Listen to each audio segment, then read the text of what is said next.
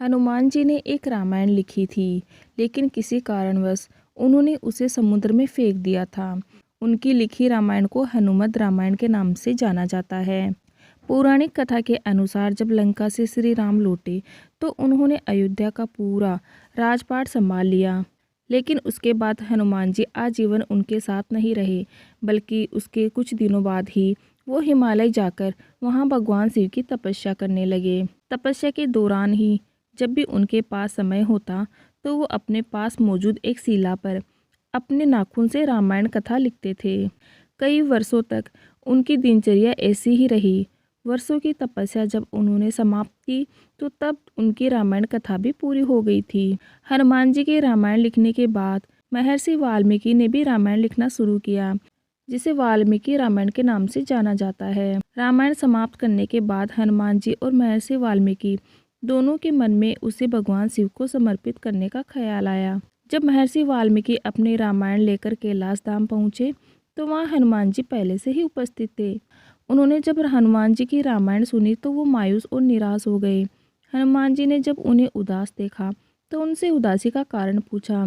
इस पर वाल्मीकि जी ने कहा कि मैंने बहुत ही परिश्रम से रामायण लिखी थी, लेकिन अब आपके रामायण सुनने के बाद मुझे लग रहा है कि मेरी लिखी रामायण को महत्व नहीं मिलेगा। आपकी रामायण के आगे मेरी रामायण कुछ भी नहीं है। वाल्मीकि जी को इस तरह निराश देखकर हनुमान जी से रहा नहीं गया। उन्होंने अपने एक कंधे पर अपने हनुमत रामायण लिखी शिला रखी और दूसरे पर महर्षि वाल्मीकि को बिठा लिया। वो दोनों को लेकर समुद्र के पास आए और उन्होंने बिना एक पल भी सोचे अपनी लिखी हनुमत रामायण भगवान राम को समर्पित करते हुए समुद्र में फेंक दी।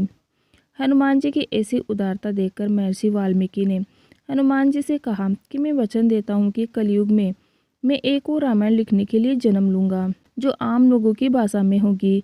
कहते हैं कि कलयुग में रामचरितमानस लिखने वाले गोस्वामी तुलसीदास जी महर्षि वाल्मीकि का ही दूसरा जन्म था और रामचरितमानस लिखने से पहले उन्होंने हनुमान चालीसा लिखी थी, जिसमें उन्होंने हनुमान जी का भरपूर गुणगान किया है।